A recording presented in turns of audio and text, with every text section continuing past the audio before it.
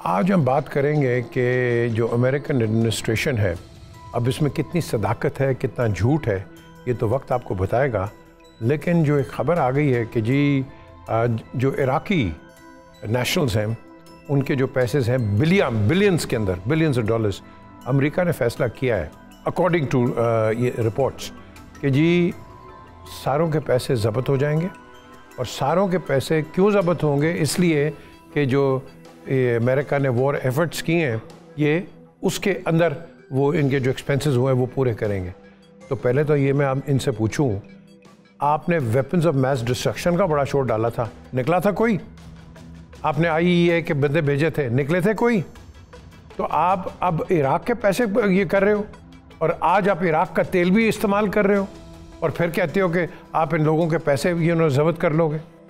भाई अगर किसी की हक हलाल की कमाई है, आपको पता होगा, आप उसके तो पैसे नहीं कर सकते। अगर ये आपने कर दिया तो मेरा नहीं ख्याल है कि कोई भी आदमी, कोई किसी कंट्री का हो, वो इन्वेस्ट करेगा अमेरिका के अंदर। इसके जब तक हमें क्लैरिफिकेशन नहीं आती है from the white house, I think ये बहुत बड़ा एक डेंजरस एक ट्रेंड है जो कि ये वाइट हाउस जो प्रेसिडेंट है ये लेके आगे चल रहा है। वैसे ही उसने अपने आप को आइसोलेट कर दिया है, वैसे ही उसने अपने आप को इतना, आप कह लो कि लोगों के आगे ख़राब कर दिया है, पर्टिकुलरली इमिग्रेंट्स एंड माइग्रेंट्स। और ये भी है कि 1000 से ज़्यादा लोग जो वहाँ पढ़ने जाते थे, आपने उनके वीज़े कैंसिल कर दिए, आप वीज़े दे नहीं रहे।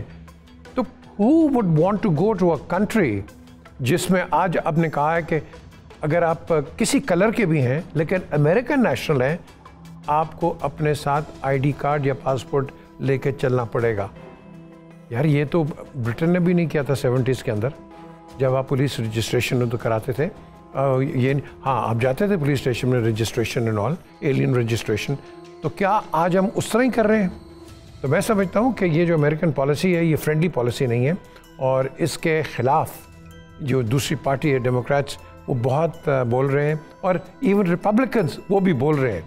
लेकिन क्या हमने आगे यही देखना है कि अमेरिका, जिसको हम कहते थे बड़ा फ्रेंडली मुल्क है, बड़ी मदद करने वाला मुल्क है, आज उसने यू टर्न मार रहे हैं कि जी हमें बहुत लूट लिया है, हमें बहुत इस्तेमाल कर लिया है। और भाई आपने भी तो किया है ना।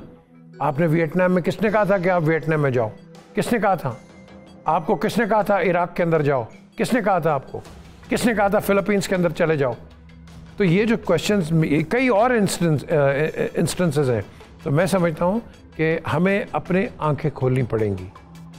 इन्वेस्ट करना है वो करें कि जहाँ आपकी सेफ्टी है और जहाँ आपका पैसा रोड़ नहीं जाएगा, क्योंकि अगर ये ट्रेंड चल गया तो याद रखें कि बाकी मुल्कों में भी ये चल सकता है। अल्लाह करे ये ना चले।